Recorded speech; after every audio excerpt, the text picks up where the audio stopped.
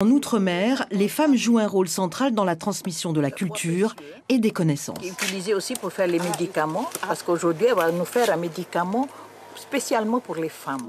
Les mettre en lumière, c'est tout le travail de la journaliste Anne Pastor qui a décidé de leur dédier 14 films.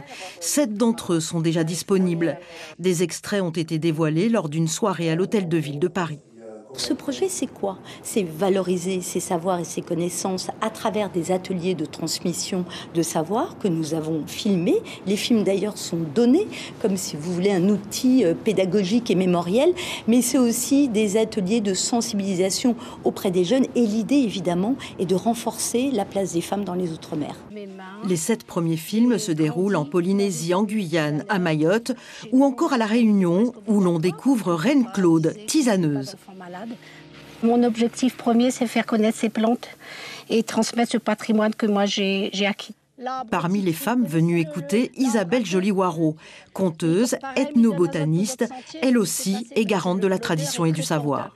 Nous donnons naissance à des enfants et nous voulons qu'ils vivent dans un milieu qui soit sain, où ils soient heureux et où la nature soit présente. Donc on est aussi là pour transmettre.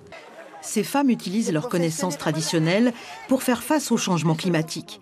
À Mayotte, elle s'appelle Tembaki, elle est pêcheuse de Jarifa. Elle est une source d'inspiration pour les jeunes générations.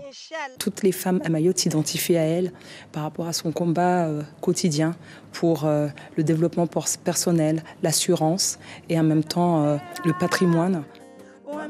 Les chansons de Zili sont des hymnes à la femme, à toutes celles qui, comme à Mayotte, sont les gardiennes des traditions.